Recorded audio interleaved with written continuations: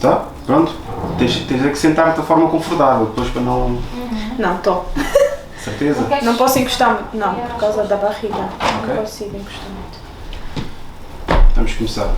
Isto é idiosincrasia africana. Isto é idiosincrasia africana. Isto é idiosincrasia africana. Ezi idiosincrasia africana. Isto é idiosincrasia africana. Isto é idiosincrasia africana. Isto é idiosincrasia africana. Isto é idiosincrasia africana. Isto é idiosincrasia africana. Isto é idiosincrasia africana. Isto é idiosincrasia africana. Isto é idiosincrasia africana. Isto é idiosincrasia africana.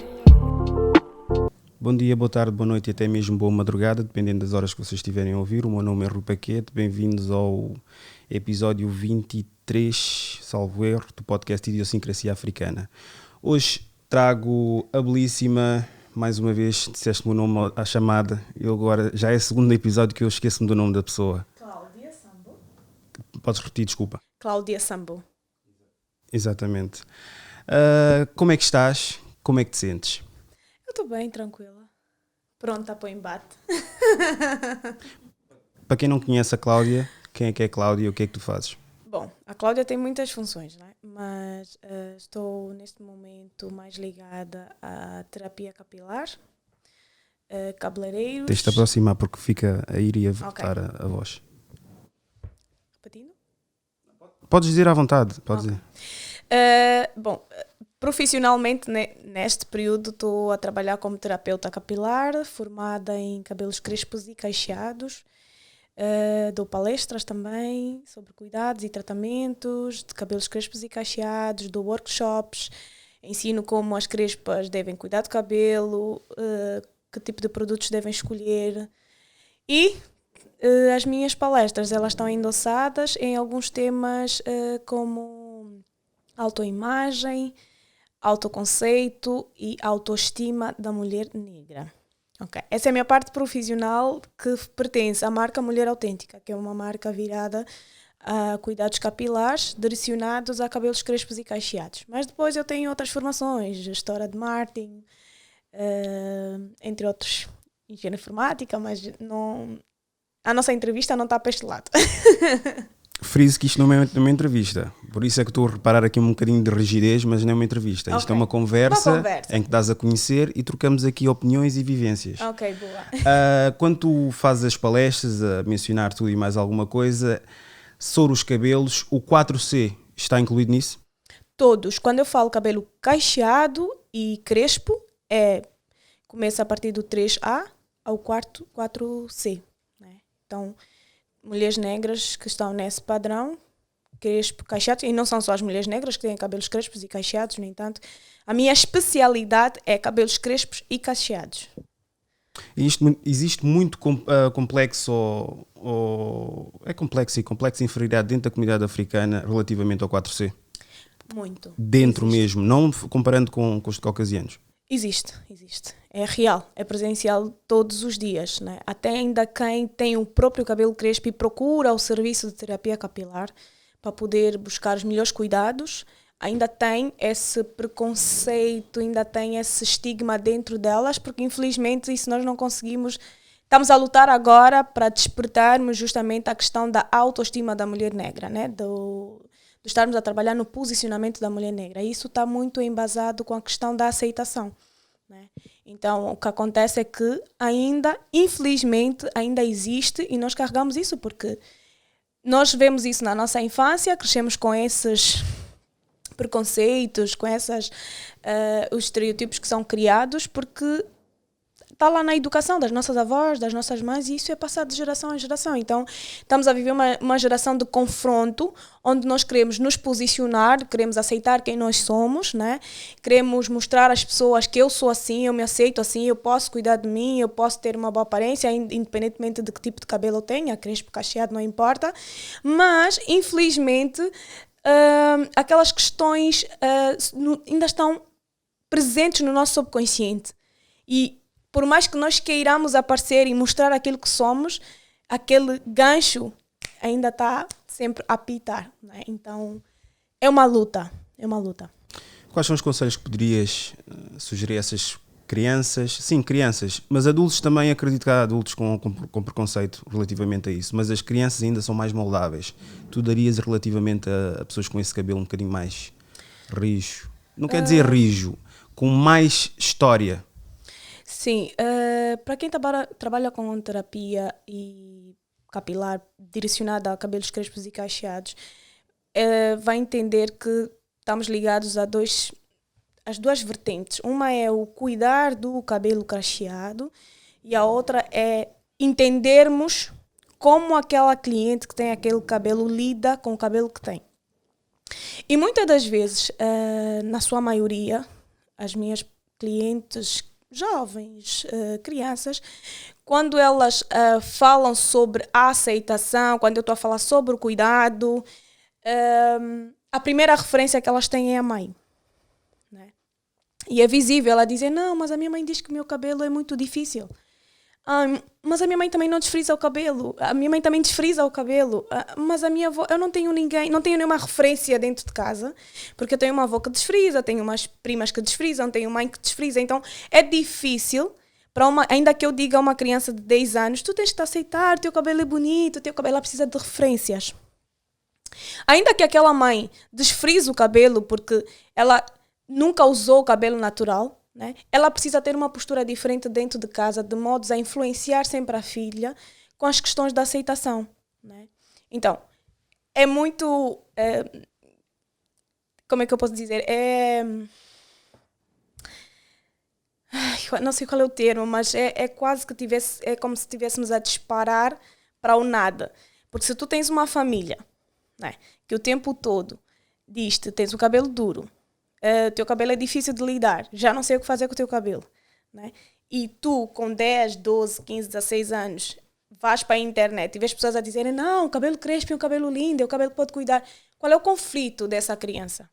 Né? Então o meu conselho nem é propriamente as crianças, mas são os adultos, as pessoas que estão ao redor dessa criança, né?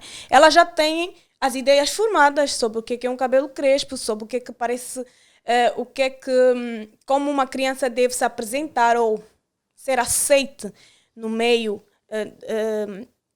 onde ela está ambientada, está inserida. E ela não se sente segura porque ela também não tem esse suporte dentro de casa. Então é como se estivéssemos praticamente a dar tiros ao ar. Né? É um pouquinho mais difícil, porque... Eu tenho meninas que procuram os meus serviços, nós realmente fazemos a questão da terapia capilar, mas a questão da aceitação já é mais difícil, porque ela pode ter uma conversa muito aberta comigo, explicar todas essas questões. Não, a minha mãe, a minha avó, as minhas primas, todo mundo me compara, todo mundo diz que eu não estou apresentável, por exemplo, para ir para a escola. Eu não consigo ir para a escola com o meu cabelo solto, porque os meus colegas dizem, porque não sei o quê, mas o grosso tem que ser feito dentro de casa. É a mãe, a avó, o pai. Estas pessoas é que têm que incentivar aquela criança do género. Filha, esse é o teu cabelo, tu és assim, tu tens uma história, teu cabelo é crespo porque isto, porque tens negros na família, porque tens mistura, então tens o cabelo cacheado, então podes ir para a escola assim. E se essa criança tiver conflitos na escola com os colegas, os pais também devem se posicionar em relação a isso. A postura dos adultos é que faz toda a diferença. Porque às vezes a criança, já estamos numa sociedade em que as crianças têm acesso à internet, veem e ouvem coisas e elas até querem aceitar quem elas são. Dizem, não, mas eu até gosto do meu cabelo, mas a minha mãe não me deixa. A minha mãe diz que o meu cabelo é duro, a minha mãe diz que eu não posso ir à festa, por exemplo, com o cabelo solto. A minha mãe diz que o meu cabelo é assado, não fica bem com aquela roupa. E no meio das crianças também, se calhar não vou me sentir bem. Então, essas coisas as crianças já crescem com isso, né? E às vezes é difícil elas próprias se posicionarem. Quando elas chegam em determinados ambientes mais públicos, elas sentem-se inferiores. Isso torna-se um ciclo vicioso porque mesmo essa pessoa que está a introduzir essa informação na cabeça da criança também já é uma lesada dos seus antepassados. Exato. A questão é quebrar o ciclo. Como é que podemos quebrar o ciclo? Mas acho que agora, como tu disseste, há a internet, já tens acesso a muitas plataformas. Mas eu te queria te perguntar uma coisa antes de continuarmos. Tu és mulher africana, como há várias tonalidades de mulheres africanas. Sim. Mas tu achas que tens as mesmas lutas que uma mulher africana mais escura do que tu?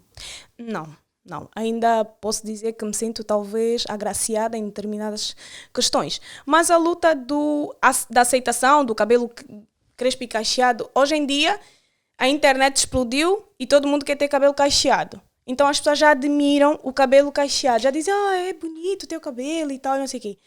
Outra hora tinham esse preconceito. Mas ainda tem aquelas pessoas que perguntam, né? Mas por que o teu cabelo é assim? Mas isso a mim, não afeta, né? Claro. Obviamente que quem tem o cabelo crespo, as lutas são mais difíceis. E a luta de quem tem o cabelo crespo, às vezes até nem é a sociedade, é ela mesma. Imagina, eu dou vários workshops para mães que têm filhas com cabelos crespos e cacheados. E eu dei um workshop que o título era o que o meu cabelo diz sobre mim. E ela foi basicamente, na sua maioria, quem participou eram mães de cabelos crespos, que queriam cuidar dos cabelos delas, algumas queriam deixar de desfrizar. E foi justamente essa questão do eu tenho dificuldades em me aceitar. Eu tenho essa dificuldade. Então, imagina o que a minha filha sente, porque ela tem o primeiro exemplo de autoestima dentro de casa, né? E lá está. São aquelas histórias que essas próprias mães passaram com as mães delas. E isso foi se repetindo. O nosso movimento hoje em dia tem que ser diferente, mas a luta tem que começar com a mãe.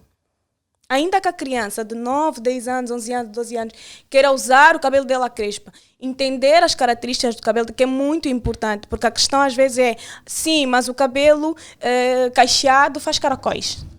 E o cabelo crespo, prontos, fica para o ar, não cai e é mais áspero, é mais seco, é mais sem brilho e coisas do gênero. Nós precisamos entender que cada um de nós tem características próprias. E o cabelo crespo tem as suas características. Então, se essa mãe tiver o conhecimento do que é um cabelo crespo, porque o cabelo é seco, como ela deve cuidar daquele cabelo, como ela deve facilitar a vida da filha, né? Trazendo bons produtos para cuidar do cabelo, ensinar ela também, porque quando a criança cuida do cabelo dela, ela está a ensinar-se a si mesma o autocuidado, né?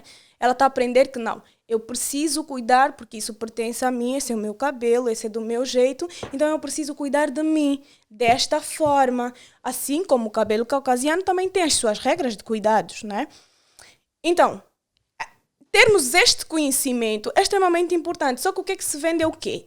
Tens um cabelo crespo, ok, vamos relaxar para ter cachos. Então a tendência é mais para isso, né? Ah, sim, o meu cabelo é muito duro, mas não tem nenhum produto que eu possa usar para ele fazer assim os cachinhos, para ele cair. O problema é que nós estamos sempre a tentar atirar poeira, né, para as coisas, maquilhar as coisas. Não! Cabelo cacheado faz caracóis, faz cachos, cai o cabelo. Um cabelo crespo não é a característica do cabelo crespo. Então, fazer entender àquela criança que aquela é a característica do cabelo dela vai facilitar o processo de aceitação. E depois passamos para a questão do quê? De procurar o cuidado, né? Para ela entender que ela precisa cuidar do cabelo, que o cabelo dela é diferente do cabelo caucasiano, por exemplo, que um cabelo caucasiano pode sofrer muitas agressões, tinturas, químicas, mas um cabelo crespo já não, porque ele contrai várias patologias no couro cabeludo, ele fica mais seco, ele cai com mais queda, com mais rapidez. Então, entender tudo isso facilita a nossa aceitação, até torna a nossa vida mais leve, né? Do tipo, não, eu não vou fazer isso, eu não vou pintar meu cabelo porque eu sei que o meu cabelo vai cair com mais facilidade. E depois eu vou ter outro stress, porque eu estou com queda de cabelo, e depois como é que eu vou fazer, né? É nós nos aceitarmos a nossa realidade, vestirmos as nossas circunstâncias. Até porque uma mulher não tem só valor pelo cabelo que tem. Uma mulher é um conjunto de muita coisa. Uma mulher pode ser inteligente, interessante, pode ser uma mulher culta, pode ser uma mulher que saiba vestir, sabe estar. Não é só o cabelo é só um componente. Quem é que incute essa perfeição da mulher? O homem ou a mulher? A mulher, infelizmente. Por quê? Eu acho que nós temos a indústria da beleza é muito forte, né? E ela trabalha especificamente a impor padrões de aceitação, a impor padrões. Tu só és bonita se tiveres. Tu só és charmosa se tiveres o corpo malhado, magro, definido, se tiveres o cabelo liso, fino. Então, eu acho que as mulheres interiorizam muito essa questão da aparência física e acabamos por ser críticas, não só connosco, mas também com as outras, né? Acabamos por ser más com as outras e exigirmos algo que não existe, que até a própria mídia, que a própria indústria da beleza não consegue alcançar, porque a indústria da beleza diz-te o cabelo comprido é o melhor cabelo, mas eles agora já viraram, o melhor cabelo é o cabelo encaracolado, usa o produto tal, tu para ser charmosa tens que... Então, infelizmente, por sermos tão emocionais, nós somos um borbulho de emoções, nos deixamos levar por isso. E por sermos as maiores consumistas, porque a mulher também compra para o marido, eles atacam mais o público feminino, né? Que é o que tem mais, é mais propenso a essas questões da autoestima, aceitação. Então, acabamos por consumir tudo, somos exigentes conosco, com as outras pessoas e passamos para isso o tempo todo a tentar impor diante da sociedade que eu tenho que ser assim e eu só aceito se eu for assim. Então, os homens até nem tanto, mas nós as mulheres somos cruéis. Então por que é-nos incumbido essa responsabilidade que nós é que somos os culpados das mulheres fazerem plásticas, de entrarem no ginásio, jardar e tudo mais? Bom, não significa que os homens não tenham culpa, tá bom? Vocês também têm culpa, porque imagina, eu tenho vários casos também de clientes que, por exemplo, elas são negras, têm o cabelo crespo, usam perucas ou tissagem ou coisas do género. E tenho um marido que, por exemplo, tem 2 casos, até uma delas, inclusive, teve um problema com stress e o cabelo dela acabou por cair, mas, no entanto, o uso da peruca e da tissagem também não estava a compensar, então ela tinha que assumir o cabelo dela de alguma forma para poder cuidar, né? E o primeiro crítico que ela tinha dentro de casa era o marido, dizer do género, eu prefiro te ver com aquele cabelo liso do que estás com este cabelo, entende? Então, às vezes, existe também uma exigência da parte do homem em querer que a mulher esteja à altura, se posso assim usar o termo, daquilo que é considerado o bonito, né? Daquilo que é considerado o esteticamente bonito, aceitável. Os amigos vão invejar, minha dama é bem boa e tal, essas coisas. Então, também isso acaba por, de alguma forma, influenciar. Os homens também precisam entender que uma mulher negra não tem um cabelo liso. Eu posso dizer, dou a mão à palmatória, posso dizer, mas só que é o inverso. Até mesmo a minha mulher tinham essa coisa do esticar o cabelo ou desfrizar para esticar, para ficar com a chapinha, a tão dita que a chapinha. O clássico. A famosa. O clássico chapinha. Mas, pá, não, mas aí está, foi o que tu disseste, foi um pouco da questão da mãe. Mas também não posso tocar na questão da minha mãe, porque a minha mãe tem uma tonalidade que advém um certo cabelo. Uhum. Percebeste o que eu quis dizer? Sim, sim. E logo, pá, eu nunca gostei de postiços, nunca gostei que a mulher africana associasse com isso. E as pessoas que eu tive incentivava sempre isso. E até mesmo a minha mulher cortaram o cabelo, não vou dizer que por mim. As mulheres pedem sempre opinião. Sempre. Pedem sempre opinião. E nós, infelizmente, eu sei que vocês gostavam de que nós adivinhássemos o que é que vocês pensam, para poder dizer aquilo que vocês querem que nós digamos, mas eu disse, eu gosto de vir natural, eu não sou apologista de esticar o cabelo, químicos, como tu disseste, mas eu não sabia por acaso as patologias que podem advir muitas patologias de químicos, e eu disse, não gosto, eu gosto de ver o teu próprio cabelo, até incentivei também as minhas irmãs, mas isso, pronto, eu digo que não foi por mim, porque tu bem sabes, nos últimos 4, 5 anos, não, 6 anos, 6 ou 7 anos, é que se tornou agora fixe ficar natural. Um cabelo natural. Mas ainda assim, a questão do cabelo, faz todo sentido isso, mas se muitos homens pudessem tomar a postura que tu tomaste, né? Do tipo, amor, o cabelo natural. Mas é opinar na mesma. Não, mas tipo, é opinar, mas tu traz um certo conforto, porque pode ser que já seja um desejo dela, entendes? Do género, eu quero assumir, mas ela ainda tem aquela luta interna muito forte. Mas saber que o marido dela não se importa se ela está com o cabelo natural ou o cabelo alisado, isso traz-lhe um certo conforto, né? Então, com mais facilidade, ela até pode assumir. Querendo ou não, a opinião do nosso marido também é importante. Também faz parte de nos sentirmos bem, amadas e apreciadas, né? Então, essa questão é é uma questão muito intrínseca e eu acho que isso depende muito da personalidade de cada um, do meio em que convive. E eu digo sempre às meninas, nós precisamos tirar esse peso que nós carregamos, né, com essa questão de assumir o cabelo natural. Porque, imagina, há 6, 7 anos nós estamos a assumir o cabelo natural, mas nós estamos a entrar para um outro padrão, que é o padrão do cabelo cacheado. Quem é crespa, ela está a assumir o cabelo dela, mas está-me a perguntar, sim, quando eu vou seguir o protocolo que está a ser desenvolvido pela mulher autêntica e tal, e não sei o quê, a textura do meu cabelo vai mudar? Não vai mudar. Se queres mudar a textura, vai alisar, vai relaxar o cabelo. O que não recomendas? Eu não recomendo e eu não faço isso, né? Então, o movimento que está-se a criar hoje em dia, e lá está mais uma vez, a indústria da beleza está a influenciar. Por quê? Porque dentro de tudo que já se criou, que era o alisamento do cabelo, eles estão a criar para o relaxamento do cabelo. Ainda assim, a mulher negra, de cabelo crespo, ainda é muito afligida nessa questão. E a indústria não facilita, né? Tu vais para um sítio, mas meu cabelo não sei o quê. Ou seja, uma cabeleireira, ela não sabe lidar com o cabelo crespo cacheado. Mas o cabelo crespo cacheado, ele tem tratamentos, tem produtos específicos que deixam o cabelo macio, com brilho, cheiroso, né? E também tem aquela questão da aceitação. Eu sou assim, o meu cabelo assim, eu tenho que cuidar bem do meu cabelo e ponto final. Ainda tem aquela coisa do eu chegar e dizer, mas o meu cabelo está um pouco ressecado, não sei o quê. O que é que achas de nós relaxarmos o cabelo? Então, isso continua a ser a mesma coisa. As pessoas estão a assumir o cabelo natural para depois fazer um relaxamento. Faz sentido isso. Tens pessoas que te abordam, por exemplo, que tenham um 4C e dizem que querem pôr o cabelo com produtos e tornar-se um 3B ou um 3A. Já. 3A acho que já é mesmo genético. Acho que sim, um mas é difícil. um 3C mais ou menos, um 3C, que sim, é desculpa. abrir o caixo. Sim, várias.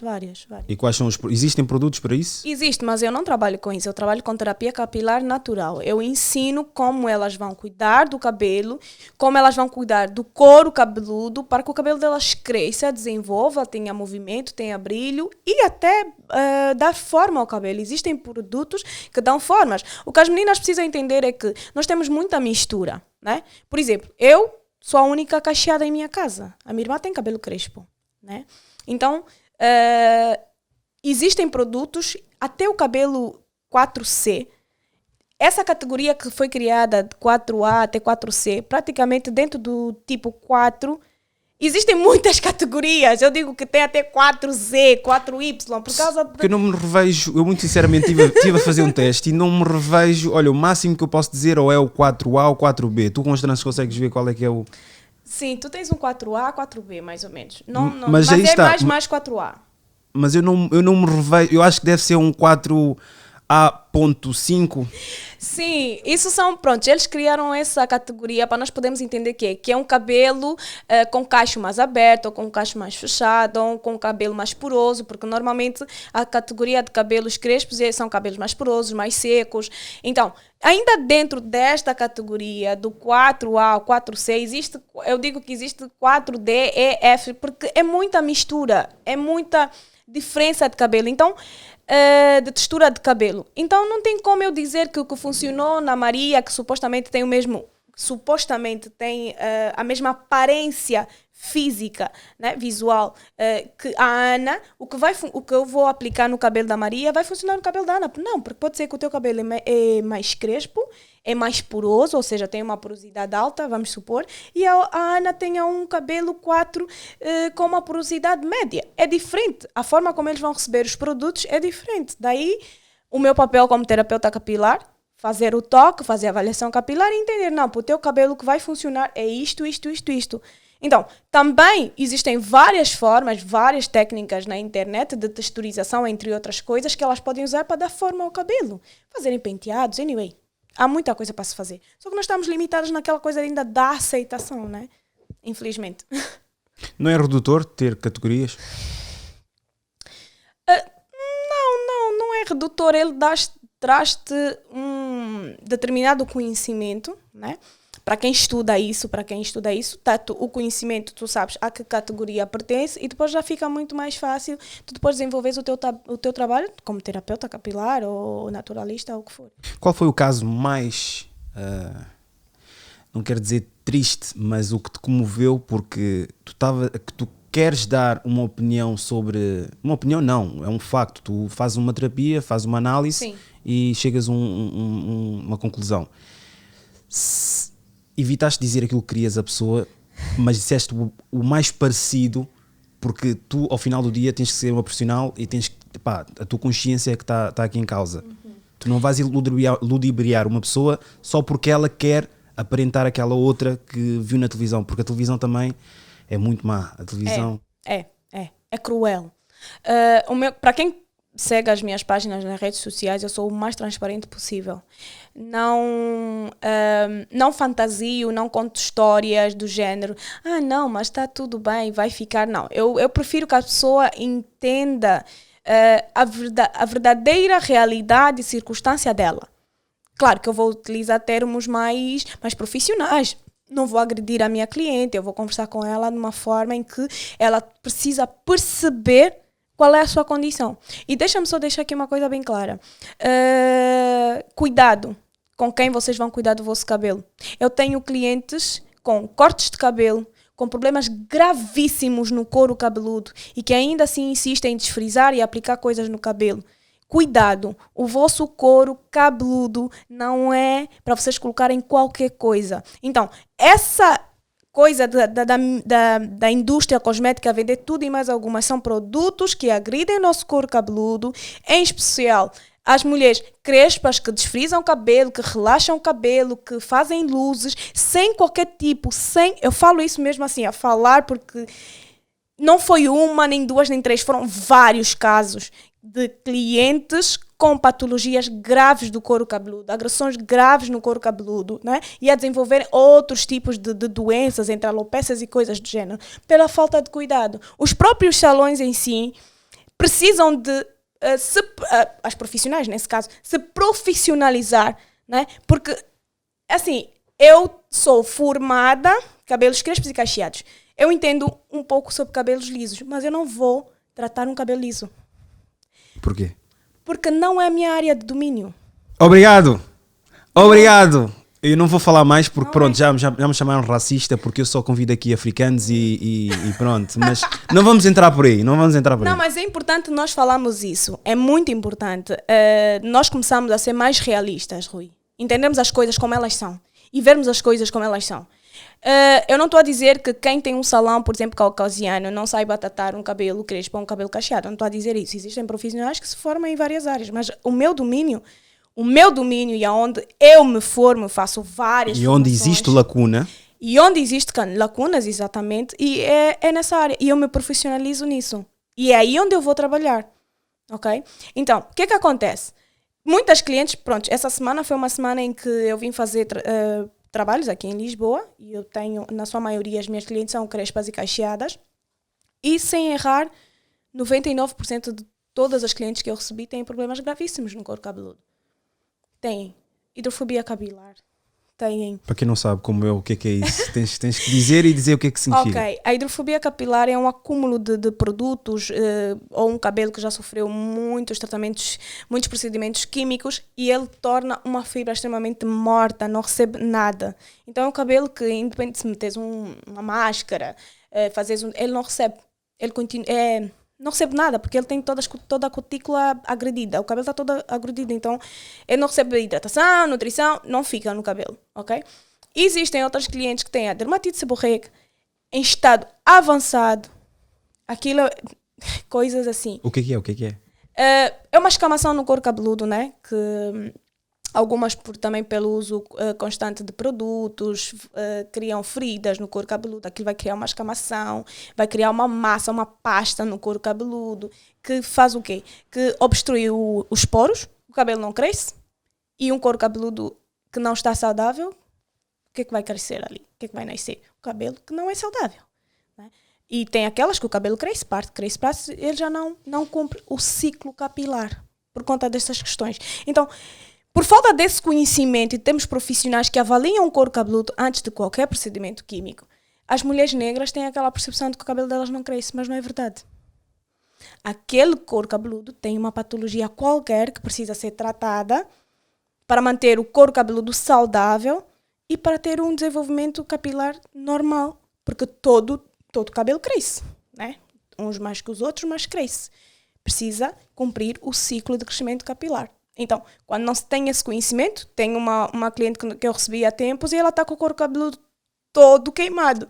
Ela foi fazer um desfriso, não foi feito a avaliação capilar dela, ela já tinha uma hipersensibilidade no couro cabeludo, foi aplicado o desfriso e ela está com o couro cabeludo todo danificado. Qual é que é a tua opinião? Que eu quero te ver a bufar aqui. Qual é que é a tua opinião de saber que tens chineses a venderem produtos africanos? Olha, isso é um pouco estranho e o que eu vou dizer aqui é: invistam em mulheres negras que desenvolvem produtos para mulheres negras. Pessoas que estudam sobre... existem várias áreas no estudo do couro cabeludo, entre elas a tricologia, terapia capilar, e pessoas que se especializam só nisso. É o que eu estava a dizer, a indústria ele não quer saber se o cliente, se aquilo que ele está a desenvolver vai lixar o couro cabeludo, daquilo ele não quer saber. E querendo ou não, nós as mulheres negras somos as que mais consumimos. Em 2017, se eu não estou em erro, 2017, 2018, eu tinha feito um estudo sobre o consumo de perucas e por incrível que pareça, quem consome mais são as mulheres negras. Em todo o mundo. Mas acho que não vamos culpabilizar só as mulheres negras e sim um todo. Acho que o pessoal africano mesmo é consumista. E o mais engraçado é consumista. Não sei se chegaste... não, acho que ainda na altura não chegaste a ver na página o que é que eu publiquei sobre a Zara. O código 800. Vi sobre a Zara, entre outras. Sim, eu já tinha ouvido falar sobre isso também. Nós somos consumistas de lojas, empresas que nem nos veem sequer como clientes. E sim um veículo não nos consideram. Não nos consideram como. Não nos consideram como. E nós queremos ser vistos. O nosso problema é que queremos ser vistos, queremos ser aceitos, pertencemos àquele meio, entendes? Quando nós entendemos que nós temos um lugar no mundo, porque todo mundo tem um lugar no mundo, todas as empresas e todas as marcas têm um lugar do mundo. E quando está-se a trabalhar numa determinada marca, a marca tem uma personalidade, a marca tem uma linha. E nós... infelizmente, largamos o que é nosso, deixamos de nos identificar por aquilo que é feito para nós, para seguirmos a linha do que é aceitável, do que é considerável, entendes? Nós temos várias marcas de linhas africanas, mas linhas boas mesmo, que vendem roupa africana e não só. Eu posso não me identificar com, sei lá, com roupa africana, ok, mas não é só isso. É o cabelo, é a forma de estar, os lugares onde nós pertencemos, as pessoas com quem nós convivemos. De alguma forma, nós não precisamos perder a nossa identidade, né? Eu, infelizmente, Portugal foi o sítio que me fez rever toda a minha origem, né? Foi aqui onde eu entendi a importância de me identificar como africana. Nasceste cá? Não. Nasci em Angola, vivi lá até os meus 22 anos. Depois eu vim para Portugal. E senti a necessidade com o passar do tempo, porque as pessoas sempre perguntavam, mas tu... Já agora estás com... Porque normalmente eles querem uma pessoa que já tenha vivido bastante a vida para dar recomendações. E estás com quantos? Agora, não sei se podes. 32. Jovem ainda, jovem. 32. Mas o estar aqui me despertou. Eu comecei a buscar justamente a questão das minhas origens, de onde é que eu vinha. E eu descobri muitas coisas que nós, os próprios africanos, hostilizamos, como, por exemplo, as origens, a etnia. E só para frisar aqui, uma das etnias que eu mais hostilizava é de onde eu venho. Eu sou Bakongo. Temos que falar sobre isso. Que eu tive a ver uma questão do Congo. Sim. Para o Brasil, há muitos angolanos lá, mas que já a esta altura são tretavós ou bisavós e eu tive a ver não é bem um documentário, mas eu tive a ver como é que Angola funciona e eles fizeram, é espetacular, só que é um brasileiro a narrar. Isso é mais outra lacuna que nós temos. Exato. Tenho andado a pesquisar, por exemplo, generais e soldados guerrilheiros que andaram na altura a batalhar. E responde uma coisa, já voltamos ao tema, mas responde uma coisa, não sei se é bem o teu pensamento.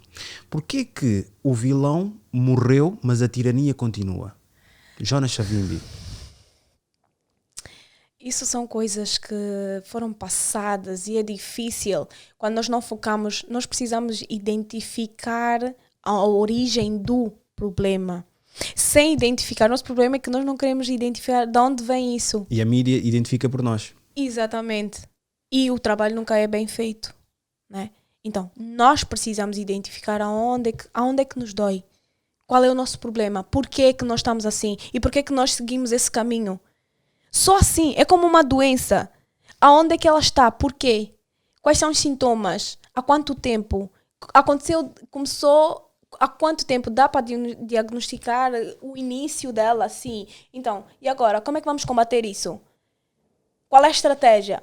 O problema é que nós não tocamos no foco. Nós queremos sempre amassar o terreno. Ah, não, mas não é bem assim. Não, é ir lá, porque é ali onde dói.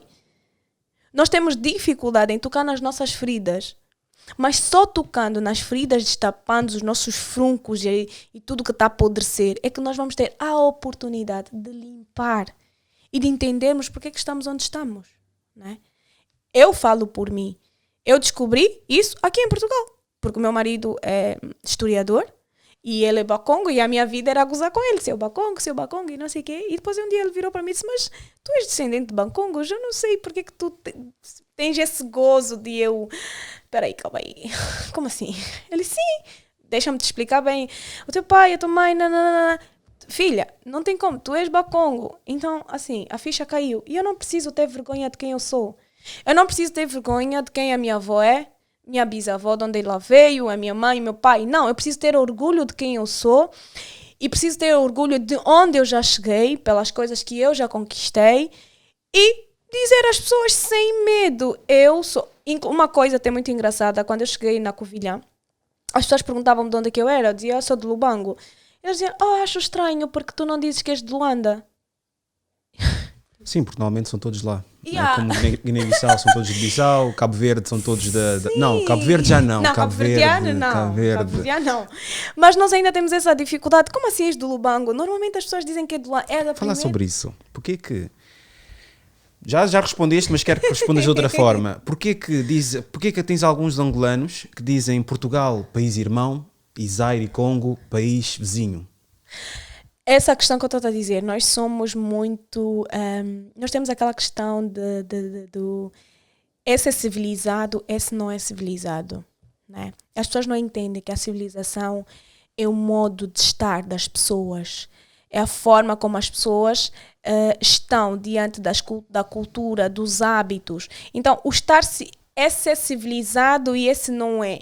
Nós estamos a dizer que essa pessoa é civilizada comparada com o quê?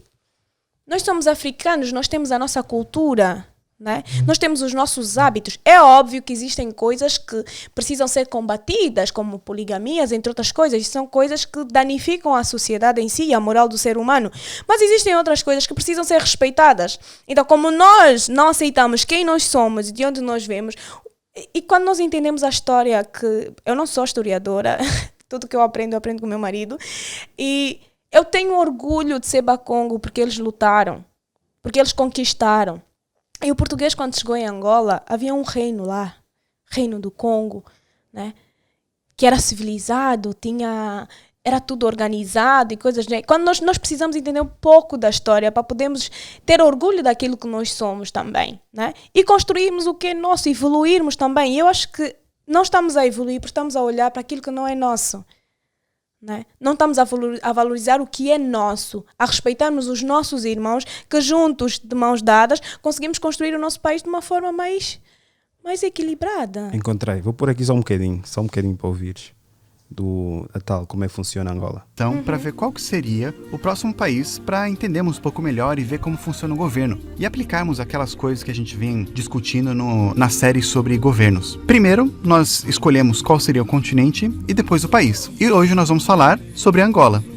Aproveito para mandar um salve e um abraço a todos os angolanos que assistem o canal aqui. Muito obrigado pelos seus comentários, seu apoio e eu espero que vocês gostem do vídeo. Bem, vamos lá. Angola. Para aqueles que não sabem direito, Angola é um país lá na África e eles também falam português. Bem, na verdade, assim como muitos países africanos, eles têm várias línguas nativas também. O próprio nome Angola vem do idioma Kimbundo, que significa rei. Não só Kimbundo também é uma língua reconhecida no país, como também Kikongo, Chokwe, Umbundo, Ganguela e Kunyama. Desculpa se eu errei a pronúncia de algum. E também há outros idiomas ou dialetos de tribos menores. Português é a língua mais comum entre a população, entre os diferentes grupos que vivem lá em Angola. E o motivo disso é o mesmo motivo de que é a nossa língua aqui no Brasil também, Portugal. Reinos, foram nômades, muita história. Basicamente, coisas que aconteceram em outros lugares também aconteceram por lá. Mas um evento que definiu bastante a história da África moderna foi a colonização europeia, que começou mais ou menos no mesmo tempo da colonização aqui das Américas, mas ela se intensificou mais ainda no que se chama o Novo Imperialismo, que foi quando os europeus basicamente fizeram umas linhas e dividiram a África para eles mesmos. E isso só terminou não faz muito tempo não. Essa colonização foi que acabou criando essas fronteiras que a gente conhece. E quando eles desenharam essas linhas, eles não prestaram muita atenção nas diferenças entre tribos, entre grupos étnicos que viviam por lá. Agora o que aconteceu foi que muitos grupos que eram aliados ou grupos da mesma tribo foram divididos em países diferentes e outras tribos ou grupos que eram inimigos entre eles foram colocados no mesmo país. Na Angola não foi diferente. Tem muita história para se resumir em um vídeo só. Desde grupos ou tribos que chegaram lá e dominaram o local, viviam, mas eram mais nômades, até que chegou o povo Bantu, que era um grupo de pessoas de vários idiomas diferentes, que chegaram e trouxeram agricultura, dominaram a região e ficaram por muito tempo lá. Até que chegou o Reino do Congo, um dos grandes reinos da região. Neste reino, a economia era bastante focada em agricultura. E, interessantemente, eles usavam concha como dinheiro. 100 conchas você podia comprar uma galinha e 1000 conchas um escravo.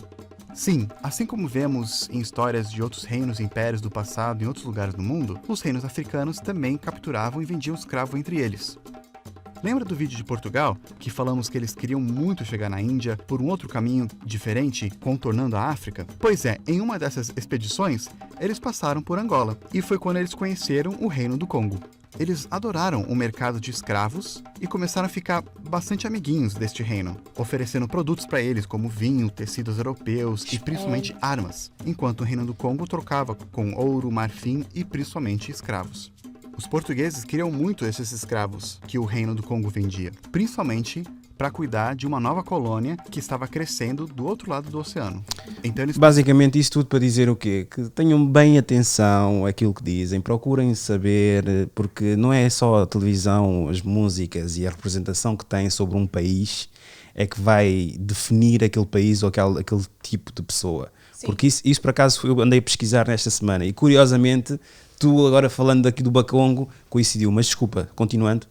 Pois, eles usaram muito aquela questão do dividir para melhor reinar, né? Infelizmente, divide to conquer, yeah.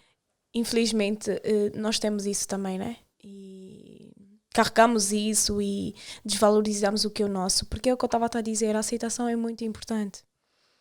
É um africano querer ser europeu. Mas eu por exemplo, estou a falar, também não estou aqui, não devo ter moral nenhuma, mas eu também sou 88. E a minha questão é, eu só numa fase já um bocadinho mais adulta é que comecei a procurar saber quem é que eu sou. Porque eu lidava bastante com brancos, mas apesar de estar naquele meio, não me identificava. Exato. Porquê? Porque eles iam às vidinhas deles e conseguiam as raparigas e tudo mais, e eu estava ali, o que é que eu estou aqui a fazer? Dou-me bem com eles, mas não estou a inserir. Não é nada contra. No bairro as pessoas dão-se lindamente e criam famílias interraciais, eu não sou contra isso. Só que tem que existir uma maior essência e aprendizagem sobre o africano. Desculpa. Exatamente. Mas isso é muito interessante, por isso é que eu digo que tudo começa na questão da aceitação. Eu também, assim como tu, foi aproximadamente uns 6, 7 anos que eu comecei a ver a importância de eu me posicionar, de eu me identificar como africana. Porque a mim não me foi passado determinadas coisas. Principalmente essa coisa de não hostilizarmos os nossos irmãos. O zairense. Não interessa. Não interessa. Ele está ali. é meu também, está na África, é nosso. Então, nós precisamos respeitar o nosso, amar o nosso. Mas há quem diz, né, são buçais, são não sei o quê. Sim, mas isso não significa que eu tenho que hostilizar o meu irmão, desprezá-lo. Porque assim como ele tem determinadas debilidades em determinadas coisas, nós também temos, né? Então, é olharmos para os nossos irmãos, nos acolhermos e crescermos juntos. É o que a Europa faz. Né? Portugal é o quê na Europa? Não vamos por aí. É o preto dos brancos. Exatamente, entendes? Mas ainda assim, ele tem orgulho de dizer estamos na Europa, né? Somos europeus. Calhou. Então nós também. Nós precisamos trabalhar com os nossos. Nós temos a nossa identidade e não precisamos negar quem nós somos, de onde nós viemos, para podermos nos posicionar diante da sociedade. E assim, eu falo sempre, a nossa luta é crescer, é evoluir, sabe para quê? Para puxarmos os nossos também, para os nossos também estarem lá, para terem também bons postos, para trabalharem para as suas comunidades, para ajudarem os seus irmãos a crescer, para investir em Angola. Isso é tudo bonito numa utopia que acredito que um dia se tornará uma realidade. Mas daqui a uns 15 anos, 20 talvez. Há sempre ali aqueles que causam a fuga de informação. Mas infelizmente nós ainda trabalhamos do género. Quando eu preciso da minha comunidade para crescer e alcançar determinado lugar, eu vou usar. Quando eu chegar lá, eu esqueço quem me pôs lá. Eu esqueço quem me apoiou, que é a minha comunidade, que são os meus irmãos. Pelo amor de Deus, né? Isso deve-se a quê? A nível de ideologia ou a nível de ser corrompido com o dinheiro? Eu acho que tem as duas coisas. Eu acho que uma coisa chama a outra. Nós sempre desprezamos aquelas coisas que são feitas pelos nossos, infelizmente. Infelizmente, o que é nosso é que não presta, é que é falsificado. Gasta 200 euros na Zara, mas depois chega lá para comprar o gel pink e diz, podes fazer um desconto. 6 euros, faz ainda um desconto. Exatamente, é justamente isso. Por isso é que nós não vamos para tão distante, entendes? É complicado. Mas agora, voltando aqui à questão da identificação. Tu, nesta altura, achas que com a internet... Os nossos filhos, sim, porque é o primeiro ou o segundo? É o primeiro. É o primeiro. A primeira. Para quem não está a ver, na câmara não dá para ver, mas é a primeira vez que temos aqui duas convidadas em que uma fala, a outra fica calada, não diz nada. Mas as duas estão a falar, acredito que as duas estão a falar. É menina, né? É menina. Pois, eu agora estou a tentar o segundo a ver se sai rapaz. Acho que existe um calendário, né? O calendário chinês que... mas olha, eu deu errado, porque supostamente era um não rapaz. Digas isso. Não, mas é sério, supostamente era um rapaz, mas foste ao calendário chinês ver? Fui. Pá, com uma colega minha trabalha, ela tinha dito que funcionava. Algumas, eu vi alguns relatos de que funciona e tal, também fiz o teste, mas era rapaz, mas é para deixar também outro esclarecimento que pouca gente deve saber, é que as mulheres são mais rápidas. Em tudo. Não, eu estou a dizer... Eu estou a dizer, depois de saírem... depois de saírem também são, mas já lá dentro o espermatozoide da mulher é muito mais rápido do que o homem. Espera aí, calma. Daí existirem mais mulheres do que os homens. Eu, por exemplo, acredito, mas eu acredito também que às vezes seja geracional, porque da geração da minha mãe eram só mulheres e um tio, e eles tiveram só rapazes. A minha mãe só teve rapazes, o meu tio só teve rapazes, teve uma rapariga. Duas. E os outros também tiveram só. E agora, esses filhos, que sou eu, da minha geração. Só as meninas. São meninas. A minha família particular, nós somos muitas meninas. Muitas meninas mesmo. São poucos rapazes que nós temos em casa. E, ainda assim, da nova geração, da minha geração, na sua maioria também estão a fazer meninas. Temos só um rapazinho. Isso é bom, eu acredito que seja bom, mas de vez em quando ali atira um rapaz, né? O rapaz Quem sabe o segundo? Porque uma casa de mulheres é complicado, porque dias de família quando é só mulheres e depois cada uma quer fazer de uma certa forma, cada uma quer fazer sobremesa, quer estipular, a outra tem uma refeição. Uma coisa é bem certa, a vossa vida é uma seca. Por quê? Ser homem não, a sério. Calma, deixa eu ver. Deixa eu ver, em que sentido? Diz-me, em que sentido? Não tem emoção, a vossa vida é uma vida muito pacata, muito sem emoção, sem adrenalina. Eu acho que nós as mulheres já, logo que acordamos, já estamos na adrena, tá vendo? Quem é que leva mais, quem é que leva mais pancada da sociedade? A mulher africana ou o homem africano? Eu acho que é a mulher, com certeza. Certeza? Com certeza. Fala-me de um dia-a-dia de uma mulher africana. Isso de uma forma mais sucinta, claro. Eu acho que a mulher está muito... Ela é hostilizada a partir do momento em que ela sai de casa, dependente do sítio onde ela estiver. Ela é julgada por tudo, por ter filho, por não ter filho, por estar casada, por não estar casada, por ter estudado, por não ter estudado. Por tudo. Ela é julgada por tudo, absolutamente tudo. E nós, as mulheres africanas, somos muito pressionadas, né? Como se a perfeição deve ser já... A partir do momento em que estás na barriga, já, o teu plano de vida já está traçado. Vai casar, vai fazer isso, vai não sei o quê. E... Infelizmente nos sentimos pressionadas justamente a cumprir essa agenda que se criou para a mulher. O homem não, o homem é a lagarde, tudo na paz do Senhor, é ensinado que viva a vida, não andes, podes andar filho, desmonta aí e tal. Se for mulher já é mais complicado, né? Nós as mulheres sofremos de todas as formas, mas quando nós entendemos o que é liberdade, o que é posicionamento, quando nós entendemos quem nós somos realmente, onde nós estamos e como devemos nos posicionar em todas as esferas da nossa vida, as coisas tornam-se bem mais leves, muito mais leves mesmo. Eu não me estresso com isso, então para mim é indiferente. Vamos tocar aqui num assunto que é um assunto recorrente nos africanos, que é a infidelidade. Vamos então analisar aqui essa situação. Vamos dissecar até. Desde criança, quem é que fica a bater no peito a dizer: o filho tem 5 namoradas na escola, as miúdas todas lhe gostam e não sei das quantas. O filho vai ser mulherengo. Exatamente. Vocês estão a incutir ali na cabeça da criança que é normal ter várias namoradas. Pouco a pouco vocês estão a criar um ciclo vicioso que vai vos prejudicar também. Claro. Ou já vos prejudicou, porque vocês já estão numa idade muito mais avançada, né? Claro. Mas vai prejudicar. Por exemplo, brincadeiras, beijinho na boca, não, com a minha filha. Mas também eu acho que estou a colher. É? Eu estou a colher. É verdade. É o que é que dizem? Amaldiçoa um homem abençoando com uma menina. Eu fiz muita porcaria no passado. Um bom fornecedor. Eu fiz muita porcaria no meu passado e tinham dito: vais ter menina. Já na altura disse: não, achas estás a sentir na pele, né? Estou a sentir, dói. Muito bem. Dói, porque se ainda fosse, não é por ser minha filha, mas se fosse feia,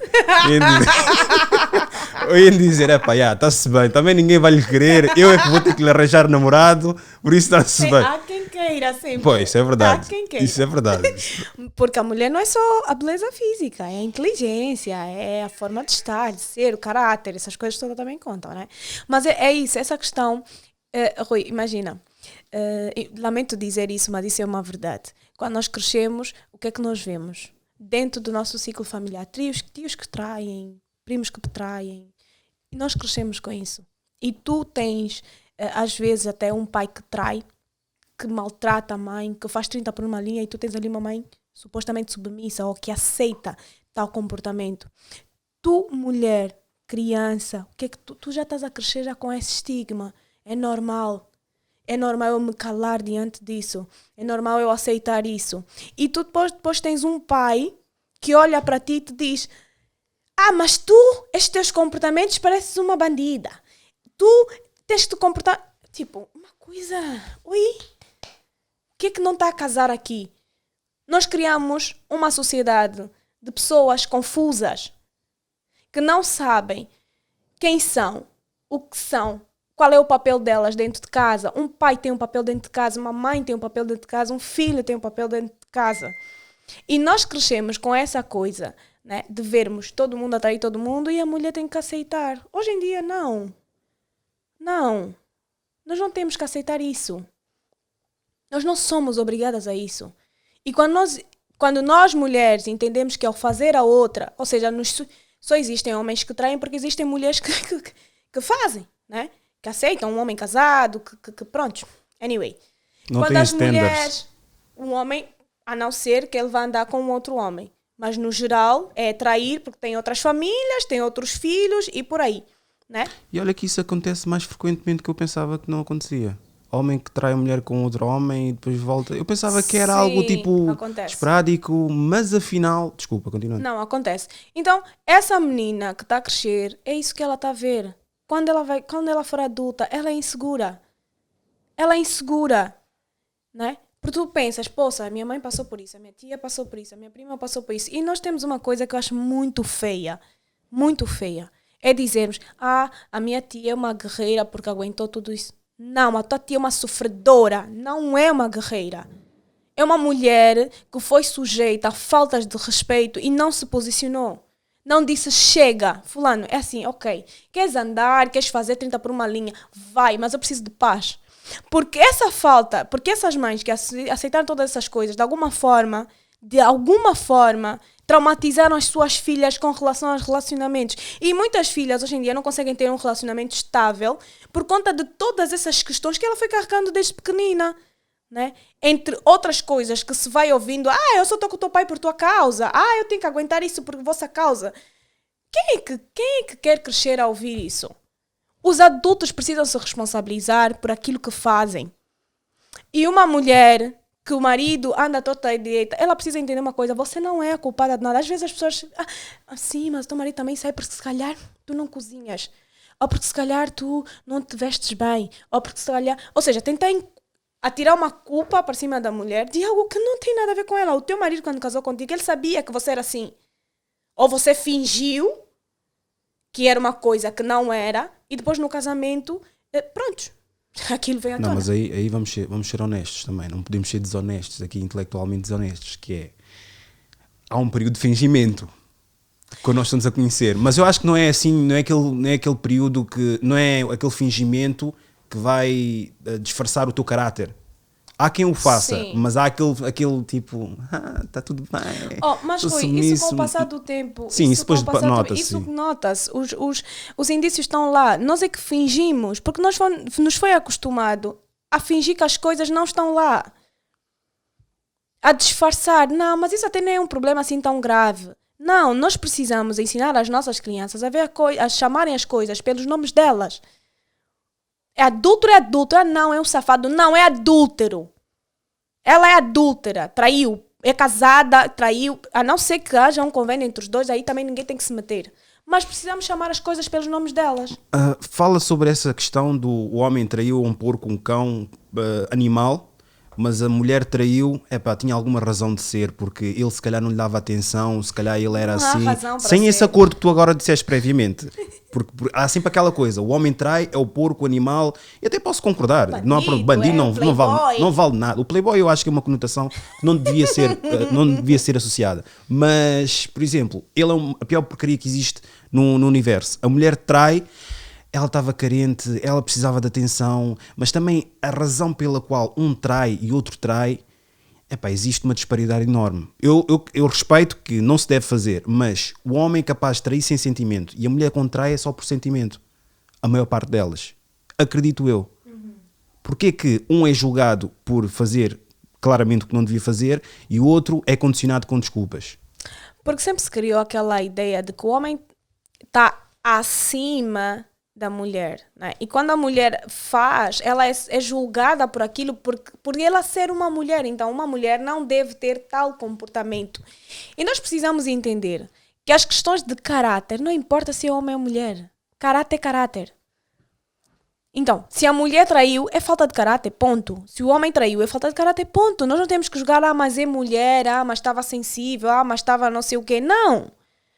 As pessoas precisam saber qual é o papel delas diante da sua circunstância. Estou só a namorar, já sou casada, sou mãe, sou marido. E nós queremos achar que os homens podem, porque nós criamos essa sociedade que os homens podem fazer e que é normal e que infelizmente isso se eterniza e a mulher tem que ser a mulher fiel. Não! Tem que haver respeito de ambas as partes, né? Como também existem casos, e eu conheço casos de homens que foram traídos casados e que perdoaram as suas mulheres. E esses foram julgados porque perdoaram. Por quê? A mulher que o fez não é um ser humano, já que quando o homem trai, a família toda se reúne para pedir o perdão. Então quando a mulher também o fizer, por que também a família não se reúne para pedir o perdão? Pelo amor de Deus, né? Então, eu acho que a sociedade precisa acordar um pouco e entender que tanto homem como mulher, os dois são seres humanos, os dois têm sentimentos, os dois têm dores. Ah, sim, mas são pessoas diferentes. Sim, mas não deixam de ser pessoas. Então, essa ideia que se criou de que a mulher é a strong, a que aguenta tudo, todas as pancadas, ela, não, mas ela vai perdoar. Não, temos que parar com isso, porque nós estamos a tornar a vida das mulheres um inferno. E nós, as mulheres, transformamos as nossas vidas um inferno quando nós não encaramos as coisas e não tomamos decisões que devemos tomar na hora certa. Né? E vamos arrastando e dizendo que não, pronto, ele vai mudar e coisas do gênero. Opa, pelo amor de Deus. Respeito é respeito. E só mais uma coisa também. As mulheres têm que parar de se culpar pelas traições dos seus maridos. Achar que, não, mas eu é que sou a culpada. Não. Quando uma coisa não está a funcionar, ele chega e fala, olha, isso aqui não está a funcionar. Mas isso é uma pessoa com algum discernimento. Nem todos têm essa capacidade. Mas nós precisamos começar a esclarecer as pessoas com relação às situações e às coisas. Né? Precisamos evoluir. Por isso é que falamos de evolução do ser humano. Né? Então, a evolução está relacionada com o quê? Com o crescimento intelectual. Com o crescimento, e não só intelectual, mas pessoal, íntimo, sentimental, tudo tem que estar ligado. Nós precisamos olhar para as pessoas como seres humanos. A tua mulher não é tua escrava, não é tua mãe, não é tua escrava, é a tua mulher que fica cansada do mesmo jeito que tu. Nós construímos uma ideia de que a mulher aguenta tudo, suporta tudo, e a mulher é que tem que estar lá, desde o momento em que ela acorda até a noite, a fazer as coisas, e ainda tem que estar linda, maravilhosa, cheirosa, e à espera do seu marido, pelo amor de Deus. Tu, se não for muita indiscrição, estás com quanto tempo com o teu marido? 3 anos. 3. Normalmente, o que eu recomendo ou digo sempre às pessoas para relações duradouras, não que eu seja especialista, mas eu estou 6, 7 anos com a minha mulher, é comunicação. Mas agora, lapidar essa comunicação, é que é o nicho que muita gente não consegue. Sim. Sabes o que é que acontece? Eu estou há 3 anos e meio, 2 anos casada, 3 anos e meio. Mas essa questão da comunicação, nós precisamos trabalhar muito, porque depende do tipo de comunicação. Existe uma comunicação que é uma comunicação onde só há ruídos, né? Não há um emissor claro e um receptor que entende e depois dá uma resposta clara. Por quê? Porque o que acontece é que temos 2 pessoas que assumiram um compromisso e ambas estão ainda confusas sobre aquilo que querem. Então a comunicação é meio turbulenta. Agora, quando as pessoas entendem quem são, qual é o papel dela a desempenhar na vida daquela pessoa, o que ela está disposta a investir naquela pessoa e mutuamente, e quando há sinceridade e transparência, eu acho que não tem problema nenhum em dizer, olha, fulano é assim, eu estou a namorar contigo, mas prontos, eu ainda quero estudar, eu ainda quero fazer isso, ainda quero curtir, quero ir à festa. A outra pessoa tem a liberdade de dizer se sim ou não. O problema é que nós às vezes queremos comprar... Mulheres. Não, vocês os homens às vezes têm essa dificuldade de transmitir, de serem transparentes com relação àquilo que vocês querem.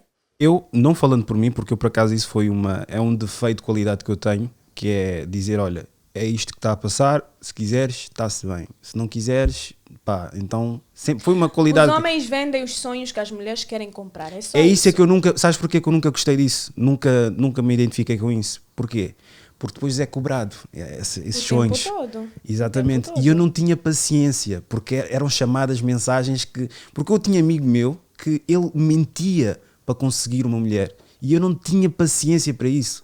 Ele era capaz de dizer, olha, tenho o carro, levou o carro emprestado não sei de quem, depois ela voltava a perguntar, então, mas não disseste que tinhas carro? Não, está na oficina. E foi namorando com a rapariga dizendo que o carro estava na oficina e que depois ia vender, vendeu e agora está sem carro. Ódio. Mas mentiras como essa havia várias. Mas isso acontece todos os dias, o tempo todo. As pessoas acostumaram-se mesmo a mentir para poderem alcançar os seus objetivos, não é? Como tu disseste, com toda a razão, existem várias pessoas para aquilo que tu queres. Se achas que encontras uma mulher que te aceita com outras, mas eu acho que é instinto natural da mulher não gostar a uma dada altura. Mesmo sister wives, quantas é que saíram? Não foram 2, eram 5. Saíram 2. Eventualmente isso desmoronece. Sim, mas de alguma forma ainda temos aquela geração que diz aceita só porque é o que tu tens, não é? É um pouco complicado. E quando nós compramos aquela ideia de que a mulher tem prazo de validade e que a mulher só é feliz quando tem um homem e que e por aí se estende a conversa, é um pouco mais complicado. Imagina, Eu, africana, 32 anos, estou a ter o meu primeiro bebê agora, imagina o que é que a pessoa sofre, não é? Já és casada, por que tu não fazes um filho? A pessoa tanta nananã. Malta, a vida é minha. Eu e o meu marido decidimos que. E vocês têm que respeitar e ponto final. Aqui ninguém me obriga a fazer nada. Porque no final do dia, Rui, quem vai chorar no travesseiro és tu. Não é a tua mãe, não é a tua avó, não é a tua prima, és tu. A dor está lá contigo. E nós precisamos aprender o que é que nos faz bem e o que é que nos faz mal. Mas identificar mesmo. E dizer, não, isso não me faz bem, isso faz-me mal. Então eu não quero isso para mim. E eu preciso comunicar isso a outra pessoa. Nesse caso, o meu parceiro, né? Fulano, olha, está-se a passar isso. Eu não gosto disso porque isso me machuca, isso dói-me. E eu gostaria que tu respeitasse isso. E é assim recíproco, né? E não utilizar disso para fazermos para fazermos as coisas que nós queremos fazer de desvios de caráter, porque nenhuma mulher tem que se sentir mal, destruída porque o marido traiu. Meu amor, traiu. Isso é problema dele. Isso é problema de caráter, falta de caráter dele, de respeito dele. Ponto. A sociedade não ajuda porquê? Porque gozam com quem é corno. Mas é justamente quando isso. Quem foi leal é que está a ser gozado. Exato. Mas não é. Sabes porquê? Porque nós aprendemos a ser leal quando temos as coisas no mesmo sentido. Ou seja, eu vou fazer bem porque o fulano vai me fazer bem. Não, eu tenho que fazer bem porque eu sou uma pessoa do bem. Eu vou cuidar bem da minha família porque eu tenho que cuidar bem da minha família. Não porque vou cuidar bem do meu pai, porque depois o meu pai vai me dar herança, porque depois o meu pai vai me reconhecer como uma filha querida. Eu vou cuidar bem do meu marido para minha sogra dizer que eu sou a nora querida, que se aparecer outra... Não! Nós precisamos desenvolver a nossa essência como seres humanos, fazer bem aos outros, não por aquilo que eles retribuem. O nosso problema é estarmos a fazer, sempre à espera do que vamos retribuir. Claro, imagina, se a minha essência é cuidar da minha casa, cuidar dos meus filhos, cuidar do meu marido, o que ele fizer lá fora não pode me afetar tanto, dizer, pô, como é que fulano foi capaz disso? Eu sou assim. Amor, eu só tenho isso para te dar. E se isso não está a ser suficiente para ti, então vai. Entendes? E nós precisamos ter essa capacidade de sermos transparentes dessa forma. Agora, andar para a rua, ir para a rua e dizer, mas as pessoas vão gozar comigo, olha que se lixe. E só para dizer, aquelas pessoas que se sentam no sofá para rir a fulana que foi traída, a fulana que foi traída, o pior não é quem fez, é quem julga e quem goza disso. Porque se eu tenho tempo para sentar, para abusar a fulana que foi traída, não sei o que é que isso revela do meu caráter? Nós não temos compaixão pelos outros. Quando a dor do outro não nos dói, quando a dor do outro não desperta a nossa compaixão, alguma coisa está errada.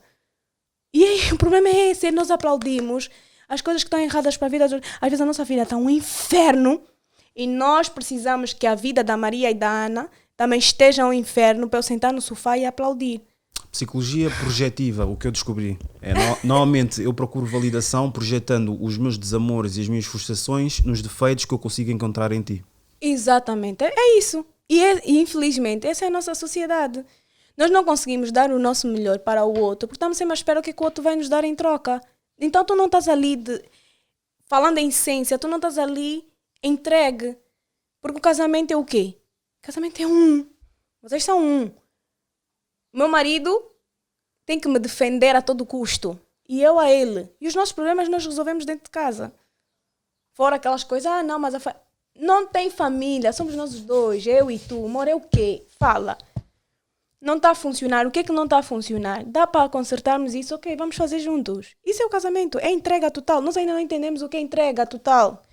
Nós ainda não entendemos o que é dar a vida pelo outro. Eu quero que o meu marido dê a vida por mim. Será que eu estou disposta a dar a minha vida pelo meu marido? Essa é a questão. Nós não estamos a aprender isso. A família não tem nenhum parecer? Às vezes existem coisas que tu podes partilhar com a família, mas existem coisas que é do casal. E nós fomos acostumados a partilhar os nossos problemas com todo mundo, o que traz outros problemas. E que às vezes nos torna mais indecisas. Porque a influência do outro, quem é aquela pessoa que vai te influenciar? Como é que é a vida daquela pessoa? Como é que ela geriu o relacionamento dela? Porque de conselhos o inferno está cheio, né?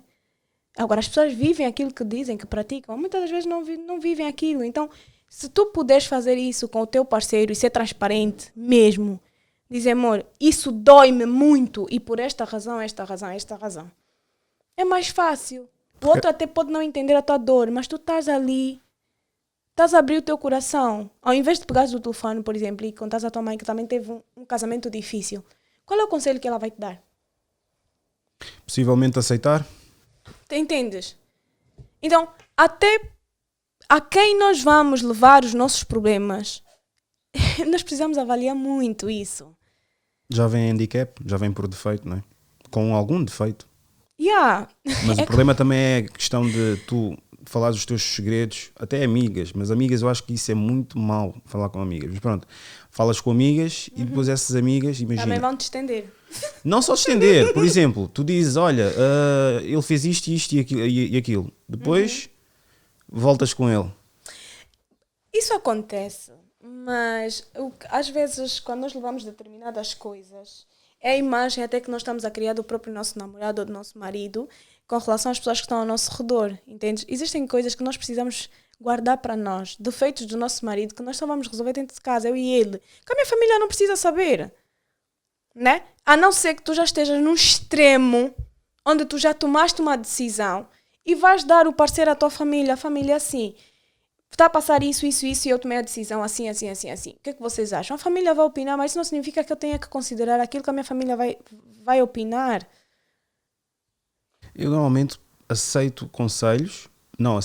ouço conselhos para ver mais ou menos o que é que eles estão a dizer, mas não deixo de fazer agora, não vou dizer isso para parecer que sempre fui uma pessoa autónoma e sempre tive o meu conhecimento, não, agora, numa fase adulta, eu ouço os conselhos e as pessoas falam, só que eu depois acabo de fazer aquilo que eu quero fazer. Claro. Mas a ganhar essa autonomia. Eu aprendi uma coisa. Claro que quanto mais nós crescemos, mais maturidade ganhamos e mais autonomia de tomarmos as nossas decisões. É óbvio que o que eu sei hoje eu não sabia há 6, 7 anos atrás. Óbvio. Já me deixei influenciar também.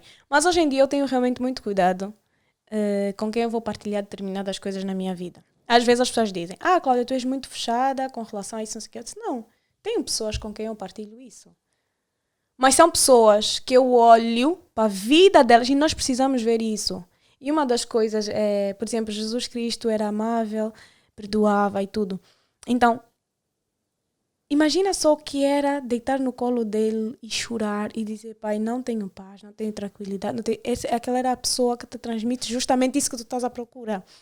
Então podemos identificar nas pessoas, até mesmo dentro dos relacionamentos, aquela pessoa que tu sabes, não, eu sei que se eu for ter com a fulana, ela vai me dar um conselho sério, sincero, puro, transparente, porque a vida dela reflete aquilo que ela fala, né? Não é pessoas que, quando estão contigo, eu não sei o que, eu isso, eu assado, mas a vida dela não é nada daquilo que ela diz ser. E nós precisamos avaliar esse tipo de... Eu tenho uma amiga que é uma irmã. Ela não é do meu sangue, mas é uma pessoa que eu sei que eu, quando precisar, eu posso chorar no colo dela. Já vivi várias situações onde eu sentei no colo dela às 10 da manhã até às 6 da tarde, chorar, baba e ranho, e ela estava lá. Qual é a importância de chorar? Eu acho que alivia a alma, né? E quando tu te fechas muito, eu acho que nós temos essa coisa de não partilharmos as nossas dores, né? Porque temos medo sempre do julgamento do outro. Por exemplo, de dizer, eu tive coragem de fazer isso, tu já viste. E tu pensas, se eu partilhar isso, o que é que ele vai pensar que eu sou? Mas nós precisamos entender que nós temos mazelas na vida. E às vezes tomamos decisões tão rápidas, sem pensar, sem avaliar o dano que aquilo vai causar no outro, e depois as coisas acontecem e depois tu, ai meu Deus, a sério que eu fiz isso, e temos vergonha de partilhar, mas é uma amiga com quem eu partilho mesmo, e ela não me julga em momento nenhum.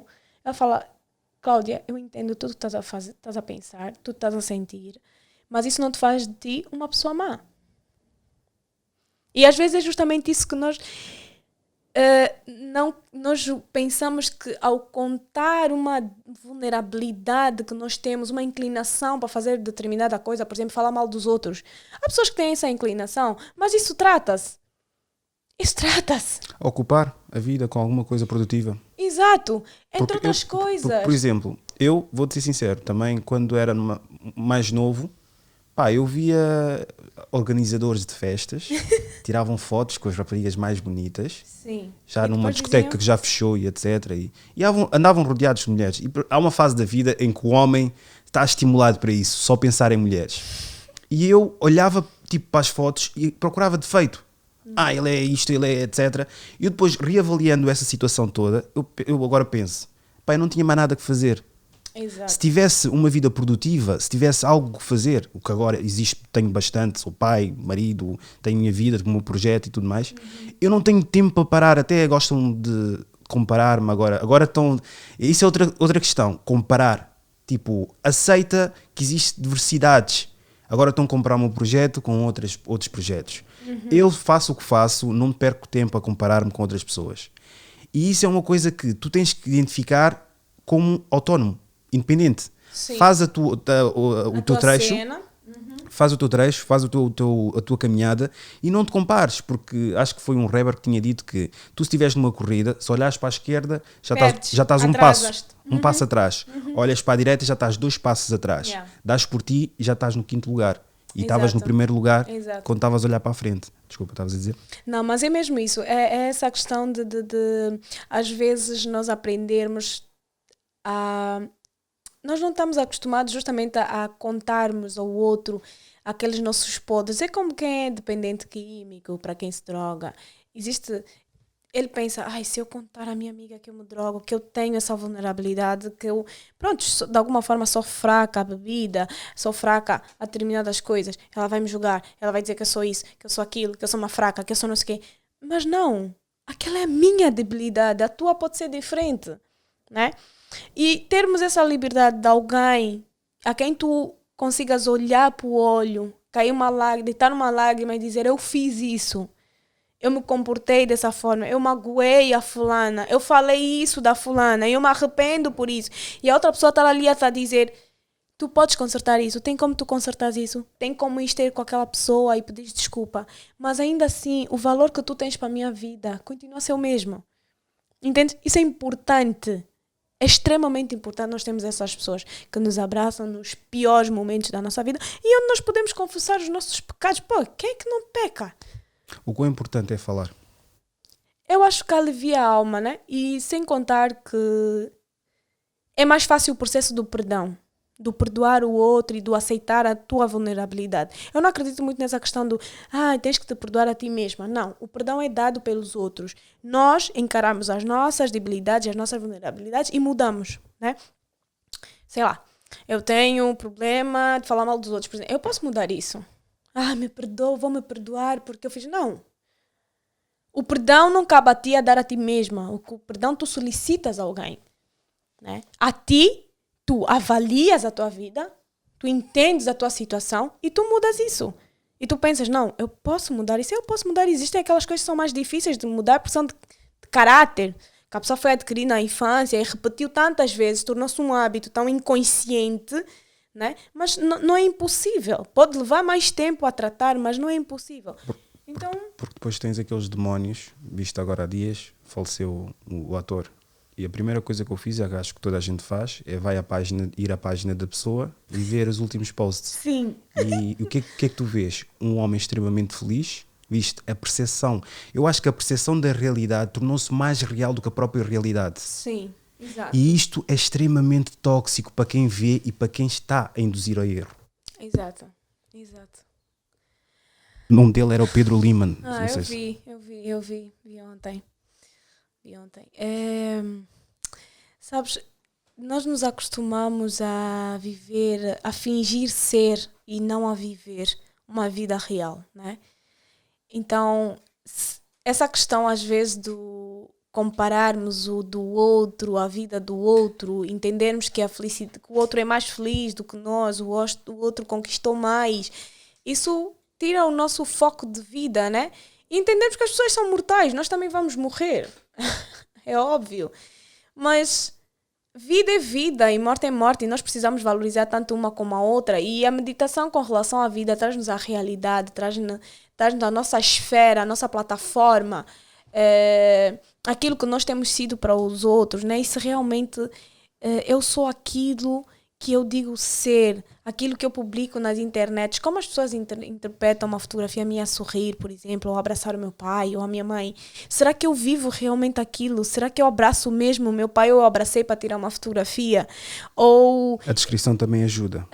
Exatamente, a descrição também. Então, eu já vi pessoas a fazerem homenagens no Facebook à mãe ou pai e não fala com a mãe e tu pensas assim, what? Como assim?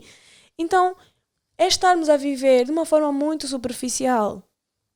A vida é dura. A vida é dura. E nós vamos sofrer até o último dia da nossa vida. Até o último dia. Achas que as redes sociais influenciam bastante no declínio da tua saúde mental? Sim. As redes sociais é horrível, não é? Eu estou-me a sentir mal por determinada situação e eu vou lá no Stories e está lá minha amiga em festas e o melhor casal do mundo e os melhores filhos, o casamento mais perfeito. E não é bem isso. As pessoas pintam coisas, não é? E tu estás a sentir mal pela felicidade do outro. Não estás a viver. E se for preciso, estás a comer um produto extremamente processado. E depois... estás a olhar para o namorado da outra, ofereceu flores, bombons e nananana, e estás a olhar para o teu traste que está ali ao lado e tu, a ver futebol, a ver futebol, jogar game e tu tinhas que ser como fulano, estás a perceber? Exigimos do outro aquilo que ele não tem para nos dar e as pessoas dão aquilo que têm. As pessoas dão o que têm e em certo momento da nossa vida as pessoas mostram aquilo que elas são, só que nós tentamos disfarçar, né? Não, mas não é bem assim, se calhar... Fala-me do perdão. Tu achas que tens alguém na tua vida que te deve um perdão? Eu acho que ninguém me deve nada, não é? Esse é o meu lema. A partir do momento em que... Houve um momento na minha vida em que eu parei, em que eu carreguei muitas coisas ruins, de coisas que outras pessoas me haviam feito, mas não conseguia ver que no meio de todas essas coisas eu também tinha magoado outras pessoas, então me vitimizava pelo que eu tinha vivido. E isso começou a afetar muito a minha autoestima, a forma como eu lidava com as pessoas, os meus amigos, e não estava a ser eu, a Cláudia, né? Não estava a ser sincera, não estava a ser... Não estava. Então, tirei um tempo, inclusive eu... por conta desse período eu tive uma crise de ansiedade que afetou o meu estômago e coisas do género. E eu comecei ao psicólogo. Fui à psicóloga, eu precisava de ajuda, que eu estava a me enterrar. Fala mesmo disso, porque os africanos pensam que isso é coisa de branco. Não. Tens um cérebro, todos nós temos um cérebro, mas só os brancos é que têm problemas de ansiedade, depressão. Não é. Sabem? Nós não fomos ensinados a perdoar, nós não fomos ensinados a ver os nossos erros, a reconhecê-los e a tratá-los, né? Como eles devem ser tratados. Nós fomos tu tens que ser o melhor. Tu tens que ser o melhor, tu tens que estar por cima, tu tens que ser a poderosa, tu tens que fazer, tu tens que ser. Mas no meio do tu tens coisas para tratar, porque somos seres humanos, pecamos, erramos, traímos, mentimos, magoamos os outros. Então nesse processo todo nós precisamos entender a humanidade que existe em nós, que vai nos levar ao perdão, né? Se nós não encaramos do género, eu não sou perfeita, eu não sou a mulher perfeita, eu não sou a amiga perfeita, eu não sou a irmã perfeita, mas eu vou dar o meu melhor. Onde é que eu posso melhorar? Quando eu faço isso, eu trago a humanidade para mim. E com muita facilidade eu consigo pedir perdão. Sim, eu apanhei uma crise de ansiedade nesse período. Eu levei 2 anos para superar, para sair do buraco onde eu estava. E, às vezes, a nossa vida não anda, não corre, porque nós não olhamos para as nossas feridas. Nós tapamos tudo com a poeira. Existem coisas do nosso passado, com pai, com mãe, com prima, que precisam ser resolvidos. Isso só depende de nós. O tempo cura tudo. O tempo não cura tudo. Não cura. O tempo disfarça feridas que às vezes nem se tornam cicatrizes. Elas estão tapadas. E mesmo uma cicatriz não deixa de ser uma ferida. Não deixa de ser uma ferida, exatamente. Mas é aquela cicatriz que tu olhas e vês, estás aqui, lembro-me de ti. Mas segui em frente, né? Agora, a ferida que está tapada, se tu abris, o que é que vai acontecer? Vai cheirar mal. E nós temos medo disso. Tive uma crise, deu-me no estômago. Eu quase que ia arrebentar no meu estômago. E a médica disse, se tu tiveres a segunda crise, estás com o estômago todo lixado. eu fui ao psicólogo, eu senti essa necessidade, inclusive não partilhei com ninguém, justamente por essa questão do julgamento, né? Porque por algumas entrelinhas fui dizendo que não me sentia bem, não estava bem comigo mesma, com as coisas que estavam a acontecer, a forma como eu estava a levar determinadas coisas na minha vida, e eu vi, tu és muito fresca. Tu és muito fresca, isso é Mas frescura. às vezes isso é o tal apelo de ajuda que nós fazemos antes de acontecer o pior. Exato. Ou o pior, ou então a nossa mudança. Mas só que o problema, a maior parte das vezes, a mudança até é gratificante, mas o pior depois, mas estava tão bem, afinal. Exato. Sempre há um pedido de ajuda. Sempre. E às vezes as pessoas desprezam, né? Lá está. O desprezar a dor do outro. Né? Mas se eu fosse você, eu faria, não sei o que. Sim, mas não sou. Então ela está a gerir aquela dor daquela forma. Como é que eu posso te ajudar? Né? Como é que eu posso te ajudar? Eu acho que poderias fazer, mas se não consegues, qual é a melhor via? Meu estômago explodiu. Eu fui falando que não estava bem, mas sem sucesso. Eu preciso sair disso, né? Porque poderia desencadear uma depressão. Fui ao psicólogo, 9 meses, fui acompanhada, fui entendendo coisas que eu precisava me libertar, coisas do passado, coisas feridas, coisas que estavam ali tão presentes que eu não fazia a mínima ideia que elas existiam. E eu comecei a me confrontar a mim mesma com relação a essas coisas. E o que é que eu fiz? Liguei para todas as pessoas a quem eu tinha problemas, que eu tinha coisas que eu não resolvi no passado.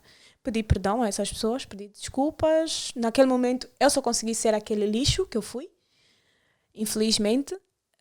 Peço desculpas por isso. Algumas pessoas perdoaram, outras também sentiram alívio, do tipo, Cláudia, eu já queria ligar para ti já faz tempo, mas nunca tive coragem, mas ainda bem que tu fizeste e eu também te peço perdão por isso, e foi o que aconteceu. E aquelas pessoas que eu senti que me magoaram, eu entrei em contato com elas também e disse, olha, aconteceu isso, eu fiquei com muita raiva de ti, ódio. E não posso fingir que nós não sentimos ódio pelas pessoas. Né? Que nós não... Sim, senti ódio, senti raiva. Desejei que aquela pessoa batesse na parede. Fiz isso, claro. Que tudo corresse mal. Vai correr mal, agora vai ver. Não sei o quê. Que eu torcia, correu mal. Ai, que fixe, se deu mal. Então quer dizer, quando eu estava no outro lado do planeta a invejar os gajos dos promotores de festa e estavas tu a rogar praga na desgraçada lá do outro lado. Exatamente, bem isso. Eu tive essa capacidade. E vou-vos dizer que eu saí dessa muito mais forte. Porque às vezes nós achamos que o movimento de pedir perdão é o movimento que nos enfraquece. Mas não é. O pedir perdão, poças, é um movimento de uma força tão grande, que tu passas a andar para a rua e a entender que não, eu sou um ser humano como qualquer outro. Eu não sou tão especial como eu penso que eu sou. Né? E começamos a valorizar o outro também.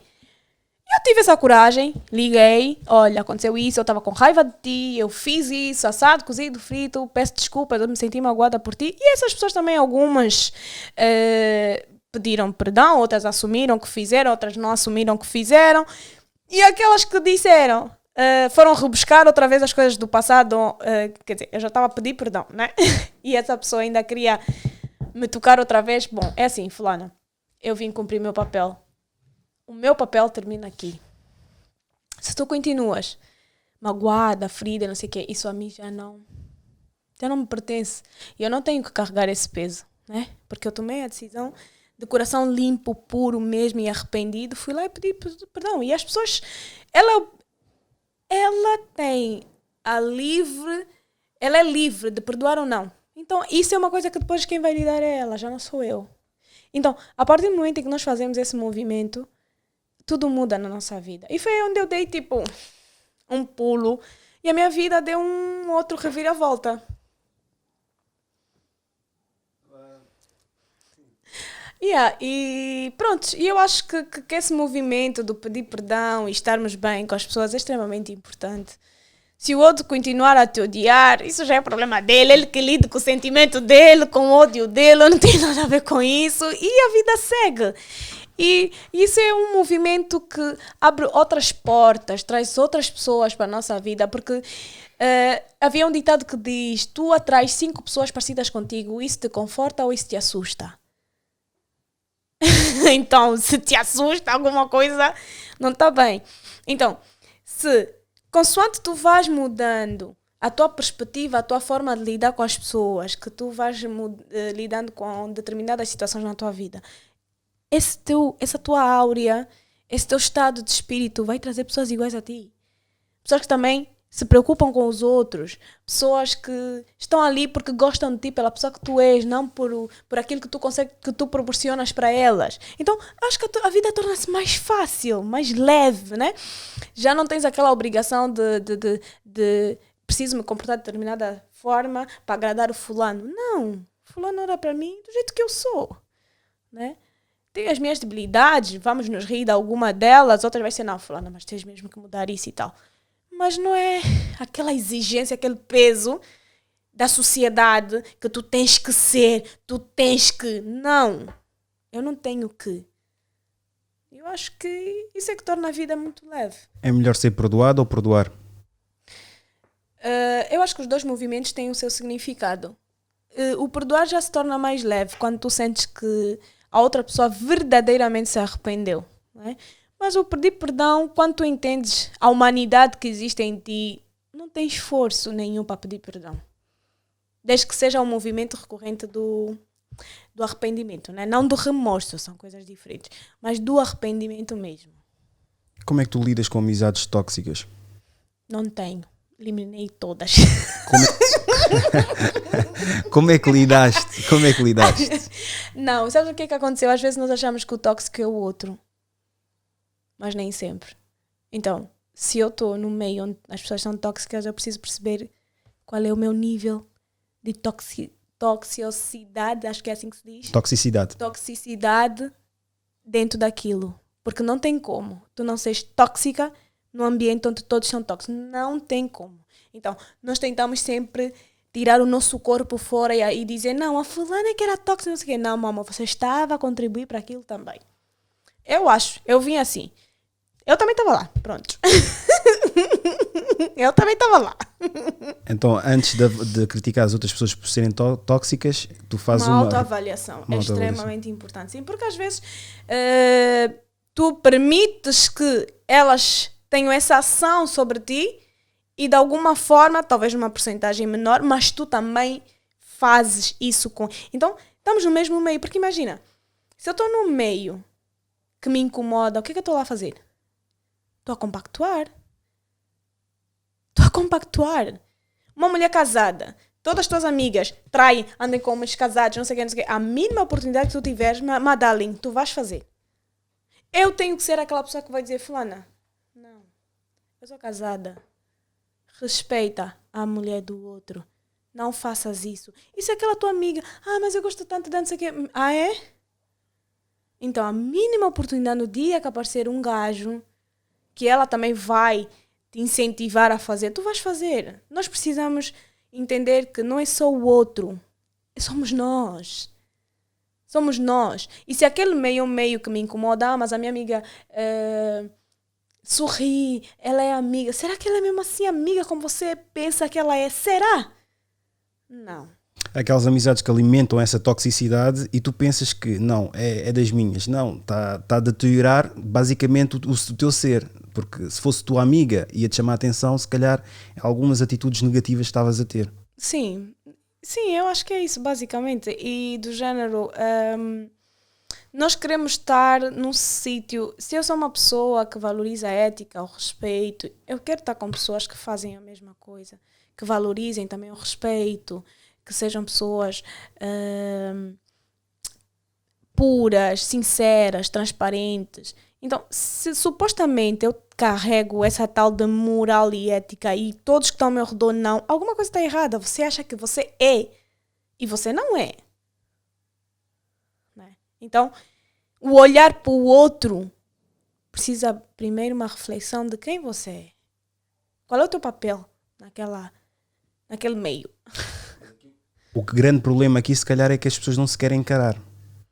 Lá está, os nossos podres, as nossas dores, né? Aquele orgulho de acharmos que estamos por cima, mas não estamos, que somos muito especiais. Seres humanos, aqui ninguém é especial. eu sou especial, uma pessoa. Não. Você é um ser humano normal que vai morrer como qualquer pessoa, que vai ter a vida como qualquer pessoa, com dores, com perdas, com conflitos, com tudo, como qualquer pessoa. Então isso não faz de ti um ser especial. O problema é essa ideia que se cria de que não, tu és especial e tu não és. Não, aqui ninguém é especial. Né? Então, quando nós começamos a trazer essa normalidade, né?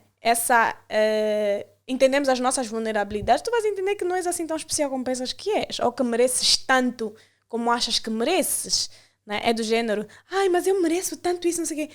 A sério, trabalhaste para? Sim, porque se mereces alguma coisa, mereces um carro de marca, mereces grandes viagens, isso significa que tu estás a trabalhar para isso, né? Agora, ficar sentada no sofá e dizer que eu mereço porque eu sou uma princesa, meu amor, complicado. O que fazer para mudar a mentalidade de hoje em dia das mulheres que não trabalham, mas querem? Isso é um pouco. Quando digo trabalho, não digo concretamente trabalho. É claro que tem que se ter um trabalho, mas o trabalhar para conquistar. Eu acho que se queria... As pessoas... já disse isso no princípio, é vivermos muito de ilusões e acharmos que merecemos sem conquistarmos, sem percorrermos o caminho, né? E às vezes nos comparamos com outras pessoas que nós não sabemos o quanto elas correram para alcançar determinadas coisas e o mais importante, entendermos a nossa história, de onde nós viemos, quem é a nossa família, quem somos nós, quais são as nossas circunstâncias, por que eu estou naquilo, vivo num barraco, mas eu quero viver numa mansão. Primeiro encara a tua realidade, entende onde tu estás, quem é a tua família, valoriza essas pessoas, né? Tu estás ali por algum motivo. Não é achar que, mas eu deveria ser filha do fulano, mas não és, nem nunca vais ser. O teu pai é o fulano e a Maria, ponto. Esta é a tua condição. Podes fazer melhor? Posso. O quê? Estudando, trabalhando, como todo mundo faz. Percorrendo, sim, mas a fulana casou com o fulano e tem que... Mas é a fulana, não és tu. E sempre tirarmos da nossa ideia aquela corrida do meio caminho ou do corta-mato. O que nos fortalece é o processo.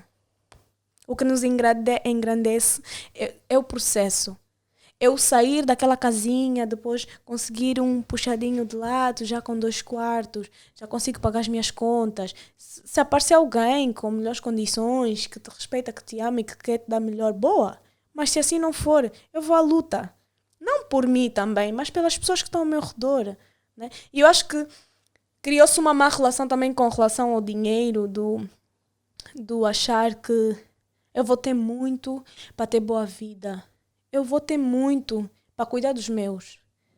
Claro, para ter boa vida, mas para cuidar dos meus. Meu pai, minha mãe, meus irmãos.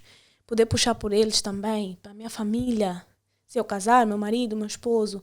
Isso tudo é um casamento, né? E eu acho que é por aí. És feliz? Eu sou. Com certeza. Sentes-te feliz? Sinto-me feliz. O que é que gostavas de dizer esqueci-me outra vez do nome. Cláudia Sambo. Desculpa, Cláudia. O que é que dirias à Cláudia de 7 anos atrás? Ai, meu Deus. Essa Cláudia era uma Cláudia que me causaria assim umas náuseas, um mal-estar. Era muito egoísta, arrogante, orgulhosa, muito orgulhosa. Lá está. Achava que era muito especial e que merecia tal coisa e tal coisa. Eu acho que eu ia dizer que...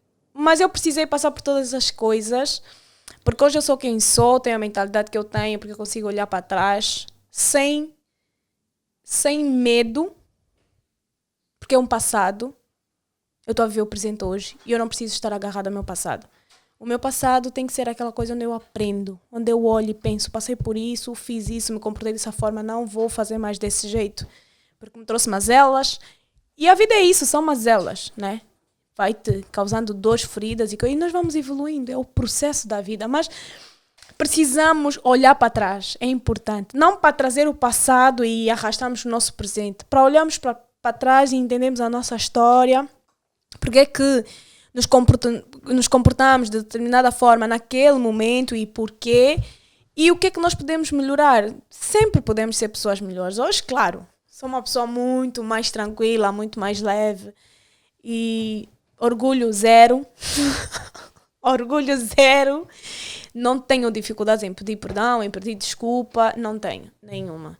E reconhecer que tenho algumas mazelas e que precisam ser tratadas, óbvio. Como eu disse, algumas delas levam tempo. E eu não tenho vergonha do meu passado, né? Me esconder, dizer não, isso não. Eu, se tiver que contar, falar alguma coisa sobre o meu passado, eu falo, olha, passei por isso, aconteceu isso e tal e tal. Eu não tenho que me envergonhar disso, porque todo mundo tem passado. E as pessoas às vezes escondem isso. O que impossibilita o nosso crescimento é nós nos retraímos diante das nossas dores, dos nossos fracassos. Os fracassos não são para serem ignorados, eles são para ser contados, né? E quem sabe o teu fracasso pode ser o momento de alguém que esteja passando naquele momento e dizer: olha, checkmate, Cláudia, tu passaste por isso, eu estou a viver isso. Então, olha, eu reagi dessa forma e as coisas não funcionaram. Então, tenta ir por outra via, porque essa se calhar não vai ser a mais comum, a mais acertada. E eu vou dar aqui um exemplo muito que eu gosto muito do Michael Jordan. Eu sou muito fã dele. E havia uma entrevista dele que ele diz que ele perdeu 26 jogos, onde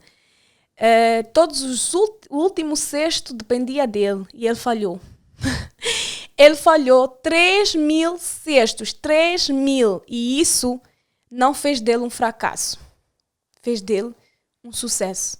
Por quê? Porque ele aprendeu com todos eles. Eu revia todos os jogos, todos os meus erros, e eu ia me aperfeiçoando. E eu fiz a história que eu fiz. Então não tenho que me envergonhar do meu passado. Mas não se esqueçam também, depois quando atingirem o patamar, poucos conseguirão, quase nenhum, né? A não ser mesmo o LeBron James, mas pronto, quando atingirem esse patamar que o Michael Jordan atingiu, não se tornem arrogantes como eles, está bem? É bonito o que ela está a dizer aqui, mas ele é uma pessoa extremamente arrogante e arrogante com os seus. Não, mas eu estou falando na questão do sucesso, assim, né? Sim, é o não ignorar de onde vim, a minha história, os meus fracassos, e eu fiz um sucesso por conta disso. Agora o resto, isso já é problema dele, não tem nada a ver com isso. Ele não deixa de ser, eu gosto dele, eu gosto da fibra e o entender o quanto o trabalho é importante, o volume de trabalho é importante, porque só tendo volume de trabalho é que nós temos mais fracassos e temos pequenos sucessos que nos levam muito longe, muito longe. Então... Já viste o Good Hair do Chris Rock? Não. A sério? Não, ainda não. Um documentário super antigo que as filhas disseram: porque é que eu tenho o cabelo assim? Não, por acaso nunca vi. Está no Netflix? Espero bem que sim, porque já é antigo aquilo. Então, aquilo é 2010 ou 11, faço aqui uma pesquisa. Basicamente as filhas viraram-se para ele e disseram: porque é que eu tenho o cabelo assim? E ele resolve fazer mesmo um documentário, vai às indústrias dos químicos, e um desses químicos, ele meteu lá, tipo, fizeram um exemplo, um ferro dentro do químico que eles fazem para alisar o cabelo. Sim. E o ferro saiu já todo... As pessoas não têm noção do o que a indústria faz. 2009, Good Hair.